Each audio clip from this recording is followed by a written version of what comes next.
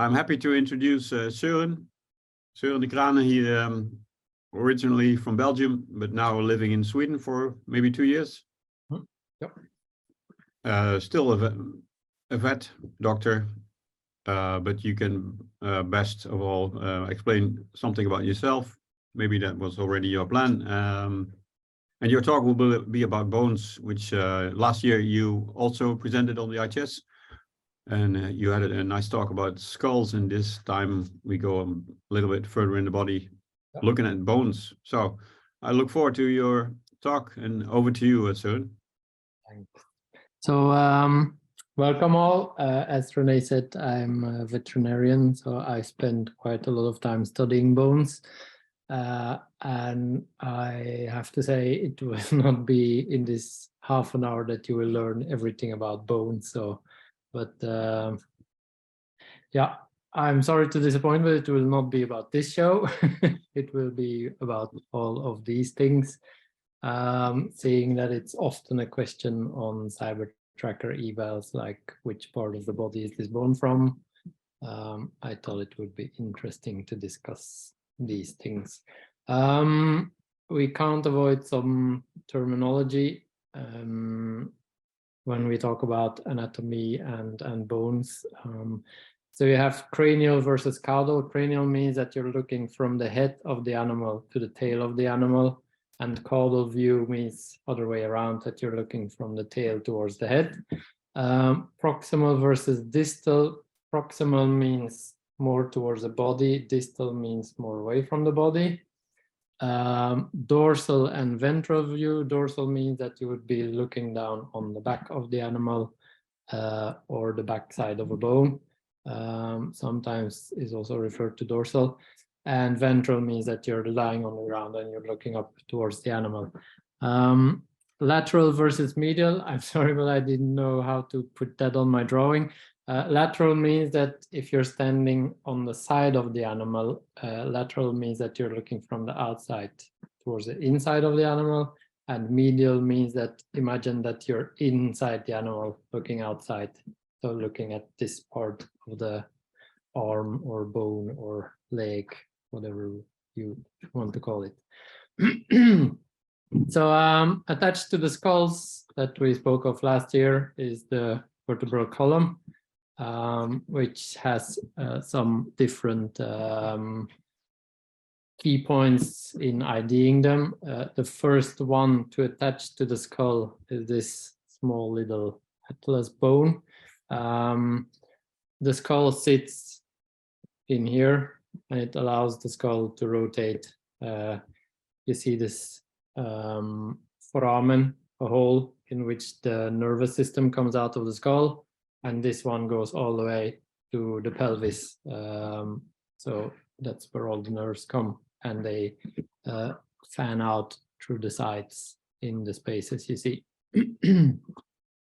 The typical shape of this atlas bone is you have these two wings on the side, and then the hole is quite dominant, as you can see here. It's quite visible. The next one, the second one, is the atlas, this tiny little one. These are all fox bones, so I can show some other bones. Just to compare, this is a deer atlas, so you see them side by side.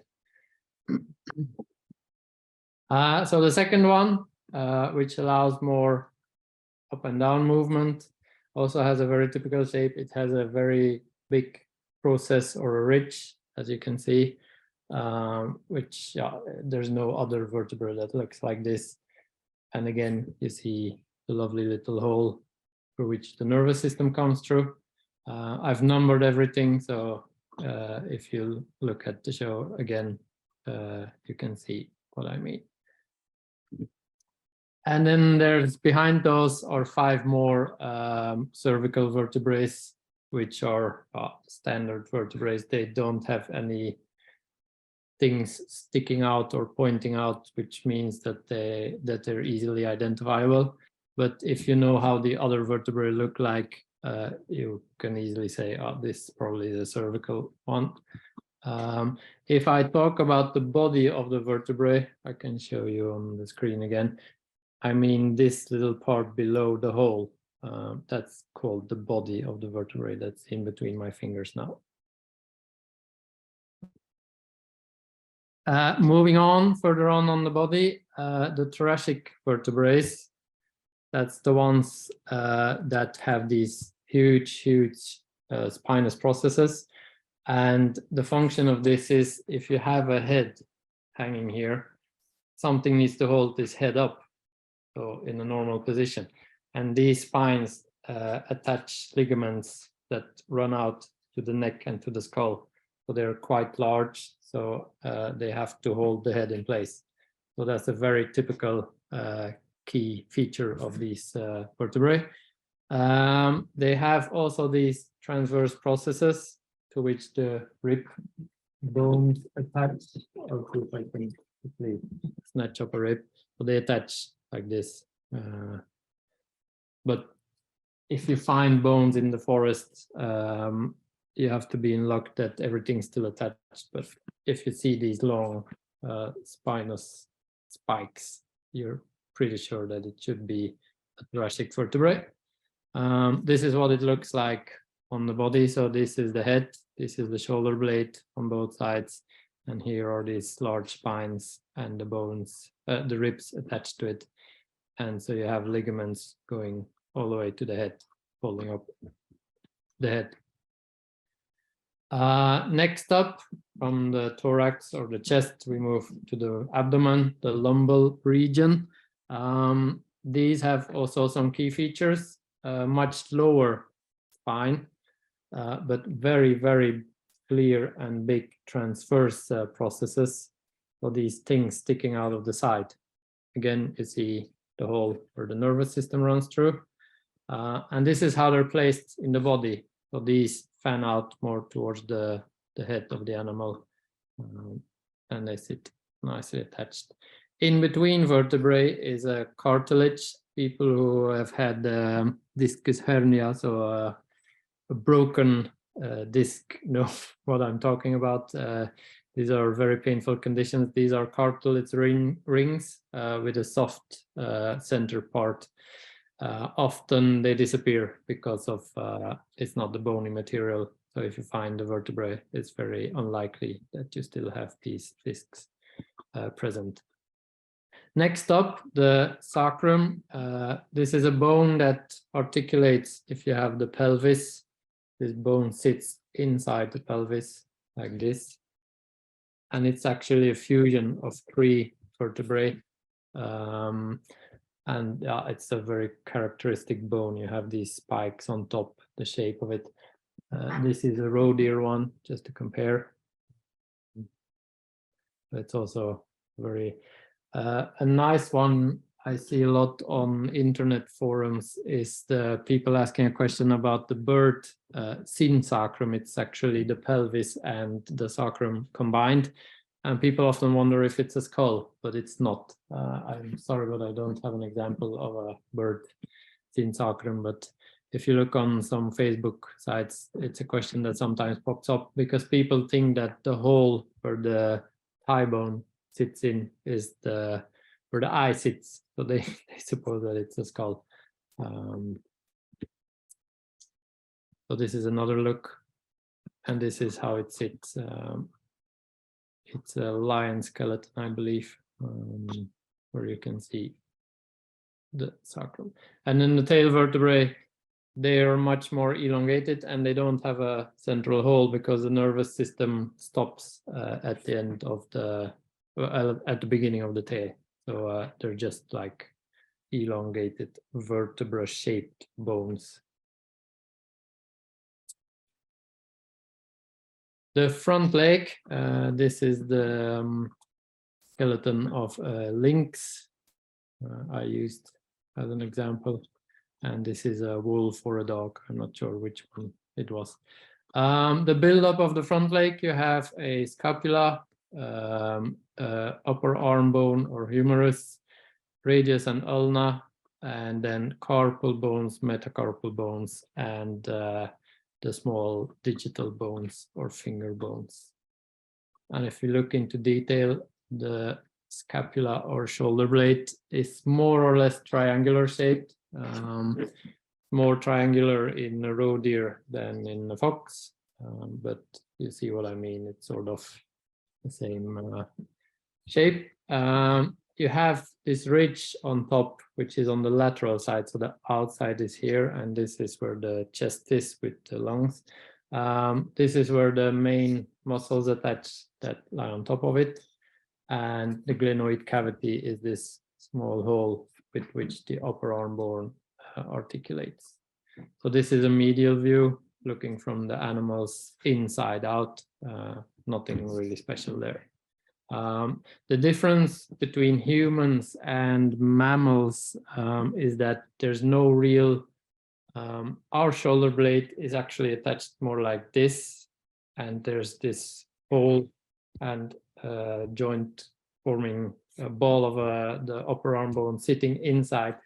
In animals, this the shoulder blade is just attached with muscles to the chest cavity, and then it articulates. It's not really it's a sort of ball joint, but it's not a super fixed one. In humans, it sits much deeper inside. So that's an interesting fact, which makes it easier to dislocate shoulder blade in animals than in humans. So the upper arm bone is quite a big bone. Here you can see a comparison of a wild boar one compared to the fox. This is a very heavy bone. We feel like stomping someone with it. But even though there's a difference in size and weight, there's some landmarks that you will recognize. You have a head, or the caput humeri, on both ones, which articulates with the shoulder blades. That's it's up here. And then there's this ridge right here next to the head. You can see here. And then on the lower end, or the distal end, this is the elbow joint part of it.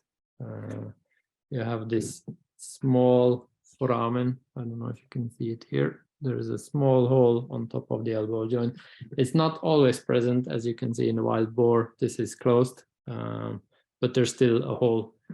And the reason that hole is there is because it needs to be able to articulate with the lower arm bones. And if this would be full, this movement would be impossible to do. So here's a medial view. So looking from inside the animal, again, the landmarks, the head, very long, strong bone, and then the articulation side of the elbow. Here you can see the small foramen and some more views. The lower arm bones, radius and ulna, they often you find one of two, but I glued them together again. So this is what it looks like if they are attached to each other. The olecranon, so this is this top ridge where muscles attach, which make this kind of the muscles move from here to here, and they allow for extension and flexion. So that's the function of that one. Here's the elbow, part of the elbow joint, top side, and then on the lower end they join with the carpal bones to form the wrist. So if you find only the radius, it's a bit harder to define, but if you find both of them like this, you know that it's a lower arm bone or bones.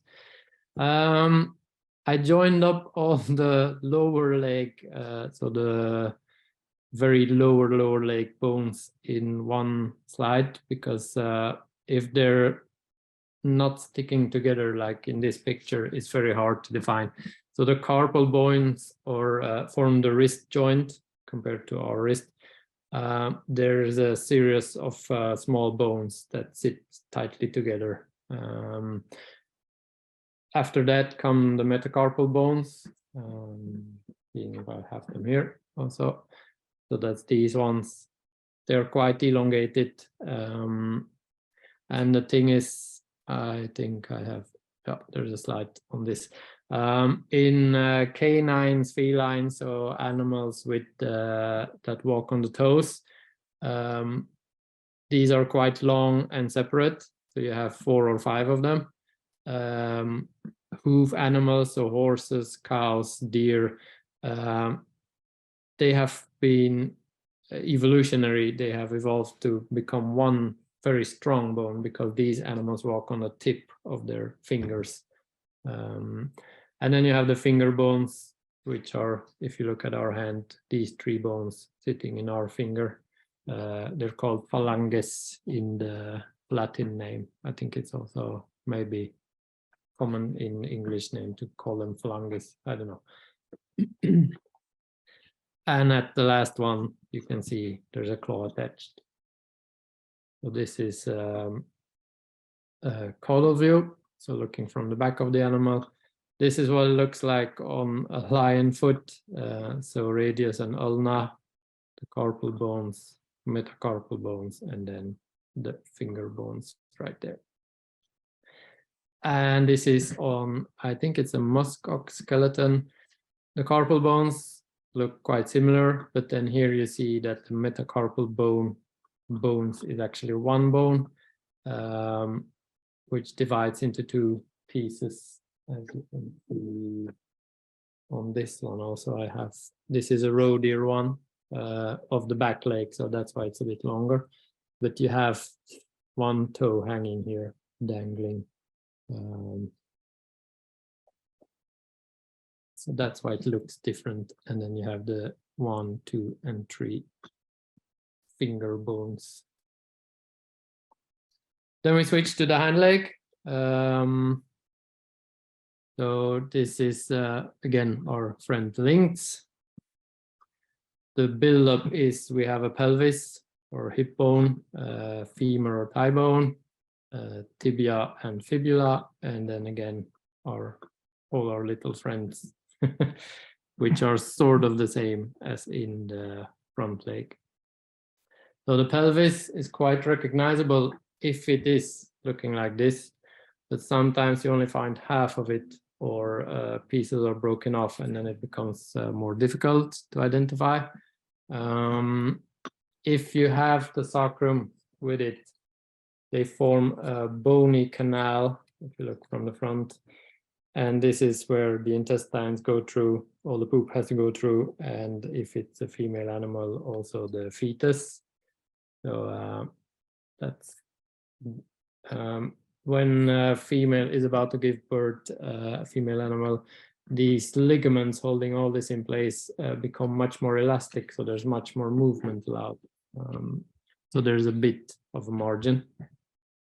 And then the acetabulum, or the whole, this one is where the head of the femur sits. So this is the femur, and the head just sits in there, articulates.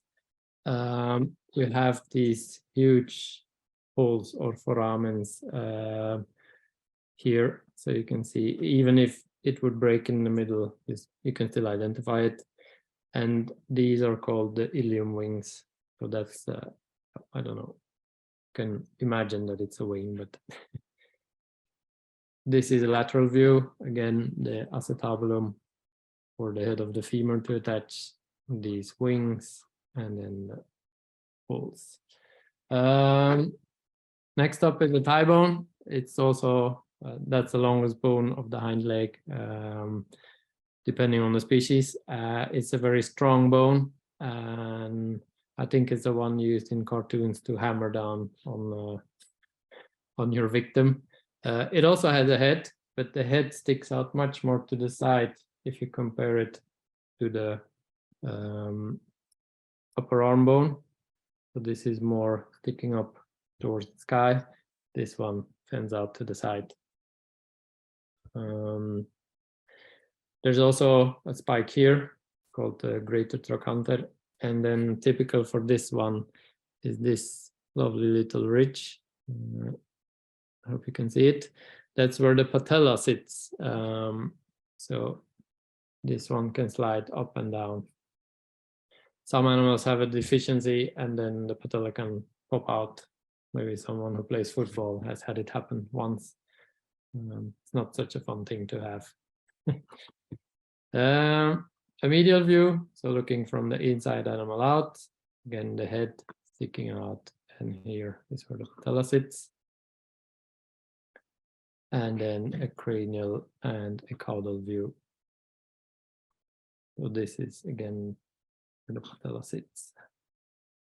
The knee joint, so you have the thigh bone or femur, patella, which you often don't find, and then underneath is tibia and fibula combined. That's next up. They have also some landmarks which help ID. You have a very flat articulation plane with the femur. This one sits on top of it like that and allows movement like this. In front of that is a very clear ridge, which is called the tibial tuberosity. It's an attachment ridge for muscles, but it's also something very, very visible. If you compare it to the front leg, completely different looking bones. And then on the lower end, it's the cochlea, or where it articulates with your tarsal bones. So carpal is the front of the front leg, and tarsal or metatarsal is the hind leg, which is also a good one to know.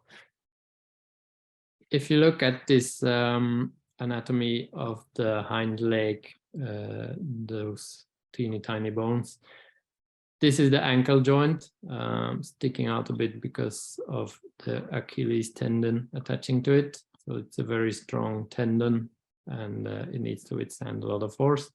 Several other small tarsal bones, which form the ankle joint. Then you have your metatarsal bones, and again your fingers. Compare this to the muskox again, and you see that the tarsal bones look quite similar, very strong. Metatarsal bone again is fused to one bone, and in the pair-hoofed animals, so deer and cows, it splits up again. In a horse, this is like one joint with one bone underneath. Hoof animals like deer and cows, which have two toes, have two pair of proximal, middle, and distal phalanges. Horses only have one because it's fused to form the hoof. I'm happy to answer any questions. If you find any bones, you can always send, and you wonder what it is, contact me via email or on Facebook or Instagram. I hope you learned something new.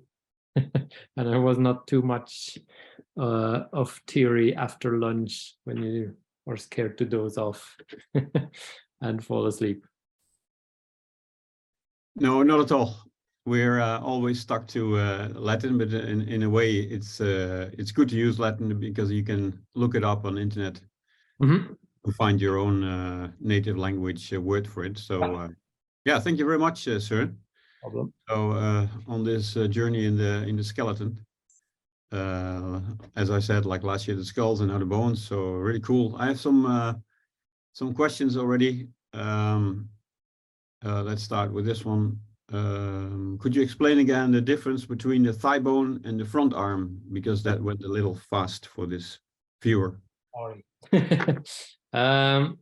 So this is the front arm. This is the thigh bone. So the humerus bone, the joint with the scapula is more facing upwards.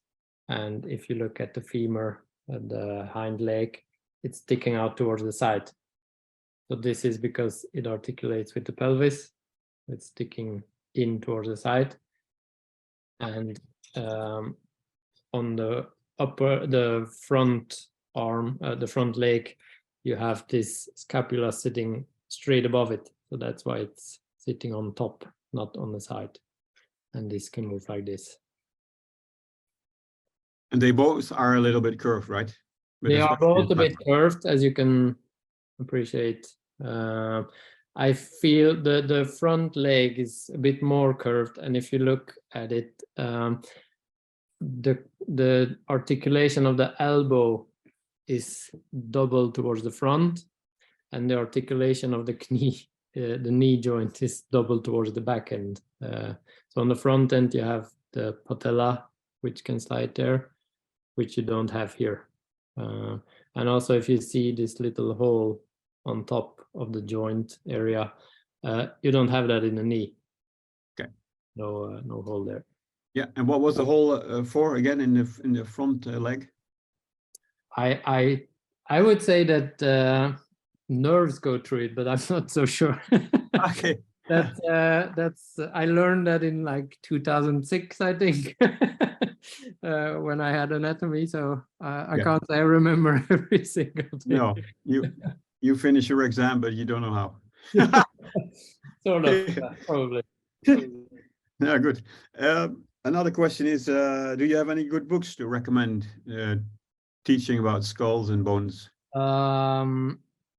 Not really. We talked about some good skull books last year, I think.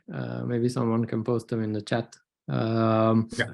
If you want to go anatomy-wise on bones, I would say look into some veterinarian books. I have a small one which is quite. Do you want to see if I could find it? It's only 5 kilos. No. It's a coloring book. Okay, cool. Nice.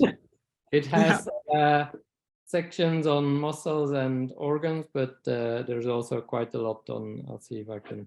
As you can see, the anatomy of the skull, and then the aim is to color what you see, and that, it's a veterinary learning book for students. So yeah, nice. I can post it in the comments if you want. Yeah, if you have does it have a book title code or? It should have an ISBN code. I'll post it in the comments. But I would say any veterinary anatomy book will teach you quite a lot. Yeah. They're most of the time they're this big, but yeah. And they can be quite expensive. Yeah, for sure. Is there any tips when you want to have nice white bones from an animal you found? How do you clean them? Depends on how you find them. The fox bones I've been showing, I found a fox that was roadkill. So I took all the muscles and all the tissue away, and then I put them in this can and boiled it. And then you can degrease it. I think it's with ethanol. So you put the bones in them, and it sort of takes out all the grease. And then peroxide, so hydrogen peroxide, can be used to make them more white. Okay. But don't leave them in too long, because then I find that it starts to eat the bone also. Okay. But you have to dissolve it anyway. As you can, this is one I found in the woods. The bird shit on it. Yeah. I think I just leave it like this. It doesn't need to be white. It's very good demonstration material, and yeah, up to anyone's preferences. Yeah. And there was another one. Was it? Do you take any precautions when you find bones in the field, or? Not really, but I'm also the kind of person that smells poo, so maybe I'm not the best example. You can always be cautious, and I often have alcohol gel in my backpack so I can disinfect my hands. I have plastic pouches and plastic gloves with me if I think that something might be contaminated or a risk. A lot of times when I find bones in the woods, and I think you will agree, is that there's fox scat right nearby, saying this is mine. So there's a risk of parasites and stuff like that.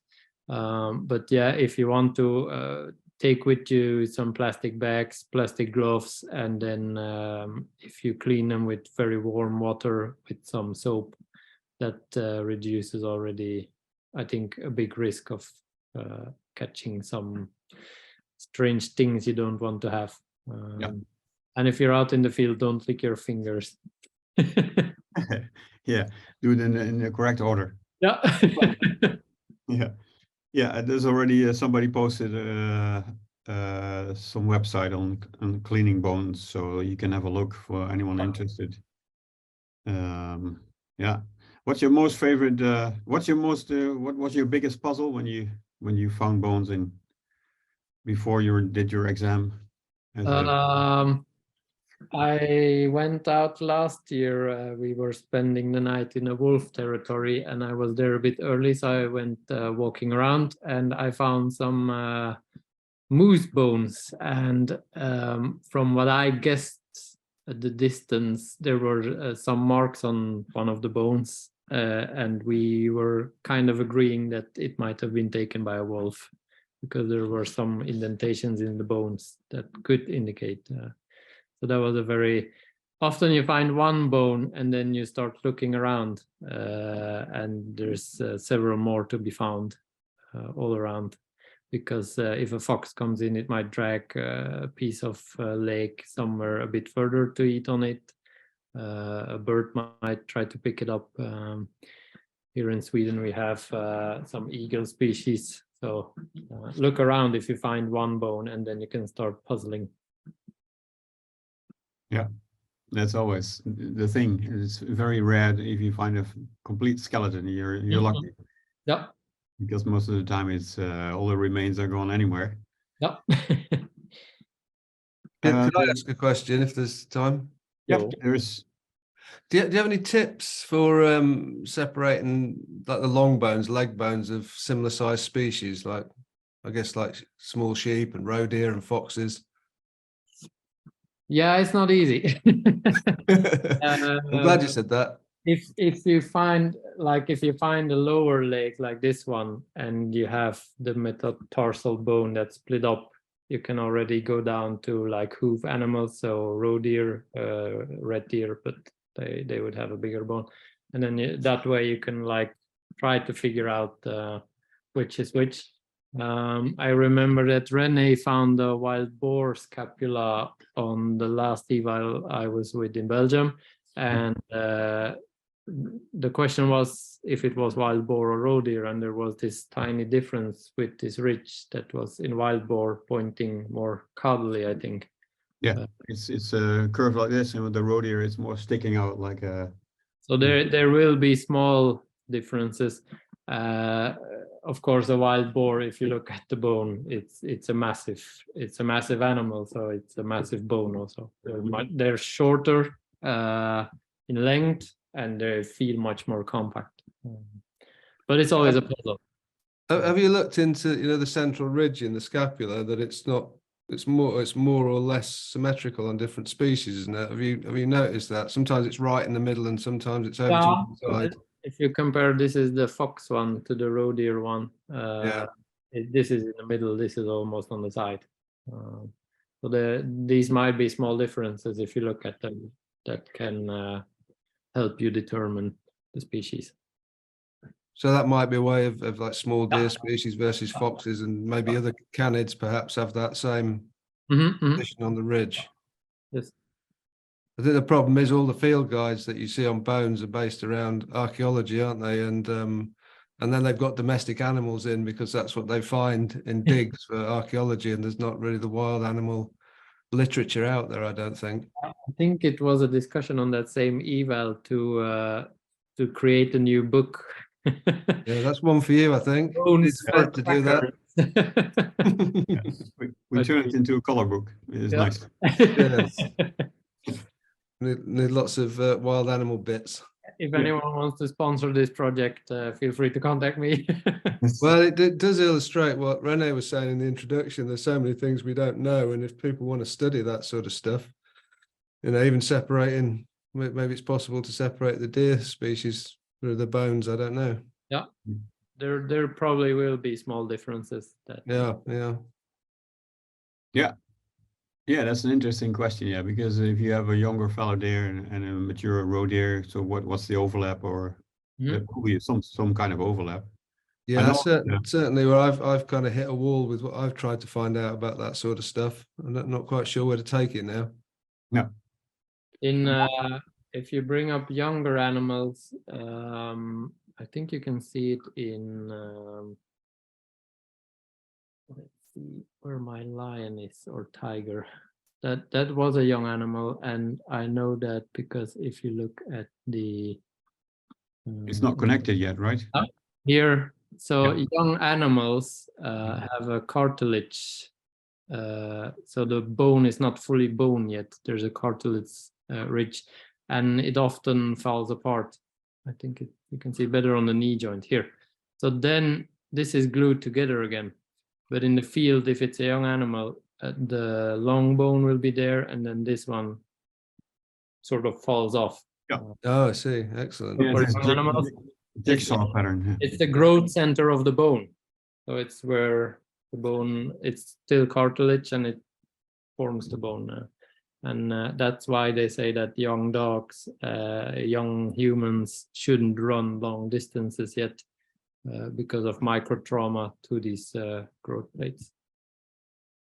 Yeah, makes sense. Yeah, that's a cool one. To at least it says something about you can distinguish animals when it comes to length of certain bones. Yeah. Nice. Yeah. Yeah, great talk.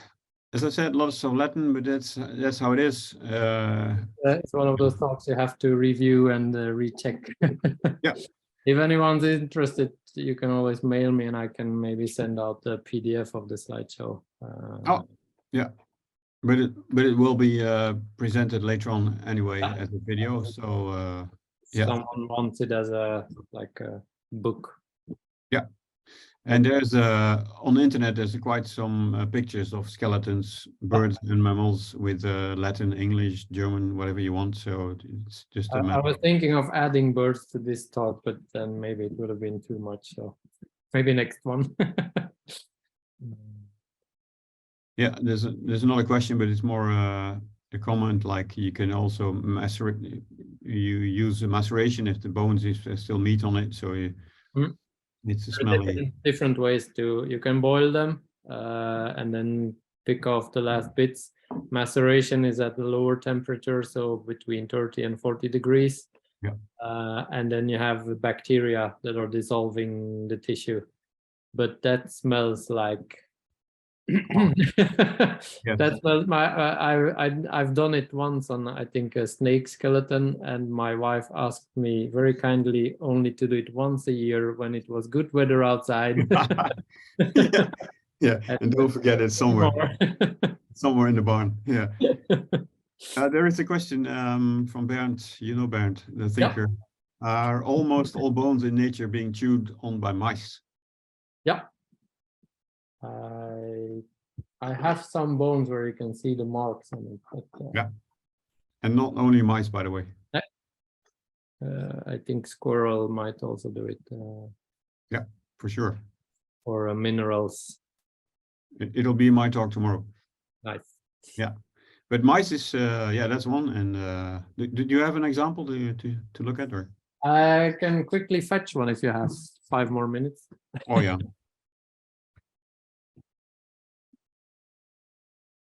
And the other question from Bernd, that's a good one. Is it seasonal? Well, that's hard to say. I don't know. I imagine that they feed on it whenever they like, whenever they find one. They're relying, of course, on their finds.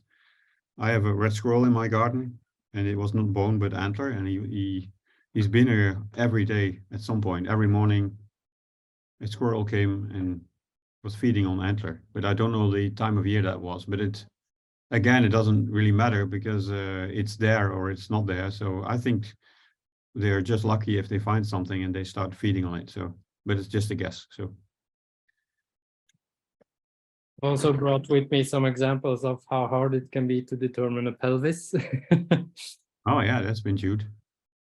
So this is a bit more identifiable. You have the hole and the wing. And then this is, I hope it's sharp enough. This is a jawbone of a roe deer that's been chewed up. Yeah, it's hollowed out. Oh yeah, that's a good one. With the shadow, you can see the teeth marks.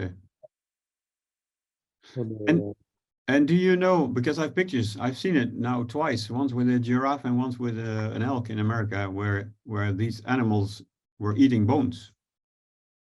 Is that totally new to you, or? That's new for me. Yeah, it was really cool. We watched an elk chewing on a leg bone, Mhm. like it was chewing gum, but it stick out there as a cigar out of their mouth. But she was really eating it, chewing it. Did you see if it was taking parts of bone or was it? Well, in the end, she did, because she took a rib and that completely vanished. So it went. She swallowed it. So Might be for the same reason mouse and squirrels eat it to get some minerals. minerals, yeah. But I was surprised because it was a deer skeleton, and they don't care, obviously. But she was eating deer bones. Yeah. Might be a way Interesting. to get some extra minerals in areas where there's not so much minerals available. Yeah, could very well be. Yeah, but it was it was quite new to me as well. So Mhm. nice. So you should throw some bones in your deer park over the fence for the. Nice. Where Yeah. are we in time? Yes, we're about to switch screens again. Hmm. So Sören, bye, Yeah. dankie. I No don't know what the thank you in Swedish is, but problem. varsågod. Yeah. Yeah, I remember. Yes, thank you Yeah. very much, and I hope to see you at some point Yeah. in the field. Bye. Okay.